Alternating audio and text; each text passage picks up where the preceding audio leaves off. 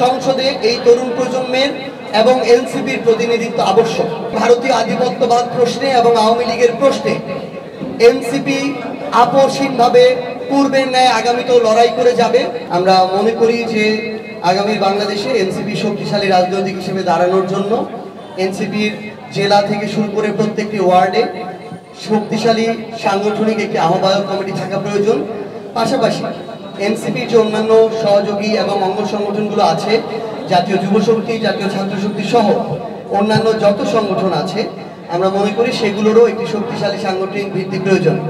সেই লক্ষ্যে আমরা বাংলাদেশের প্রত্যেকটি জেলায় এর পূর্বে জুলাই পদযাত্রা করেছিলাম।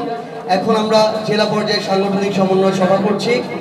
আগামীর বাংলাদেশে এনসিপিকে আমরা শক্তিশালী দুইটি দলের মধ্যে একটি দল হিসেবে দেখতে চাই এবং আমরা মনে করি এনসিপি তাদের জায়গা থেকে আগামীর বাংলাদেশে শক্তিশালী একটি রাজনৈতিক দল হিসেবে সংসদে জনগণের হিসেবে প্রতিনিধিত্ব করবে।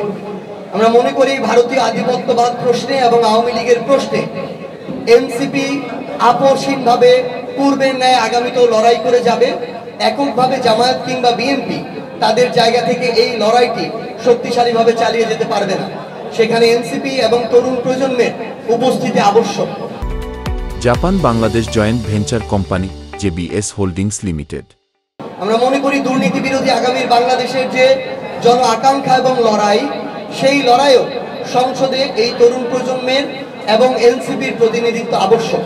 সেই লক্ষ্যে আমরা আমাদের সাংগঠনিক ভিত্তি শক্তিশালী করতে প্রত্যেকটি জেলায় সাংগঠনিক সমন্বয় সভা করছি। আজকে আমরা আমাদের এই জেলা ঢাকার নিকটবর্তী অত্যন্ত গুরুত্বপূর্ণ একটি জেলা মানিকগঞ্জ জেলা এসেছিলাম এবং আমাদের সাংগঠনিক সমন্বয় সভা শেষ করেছি। আশা করছি আগামী 10 দিনের মধ্যে মানিকগঞ্জ জেলায় আমরা একটি আহ্বায়ক কমিটি দিতে পারবো এনসিপির, এবং আমরা মনে করি যে ডিসেম্বরের মধ্যে বাংলাদেশের প্রত্যেকটি ওয়ার্ডে এনসিপির আহ্বায়ক কমিটি থাকবে এবং এই শক্তিশালী ভিত্তি নিয়েই আগামীতে সংসদে এনসিপি জনগণের প্রতিনিধিত্ব করবে।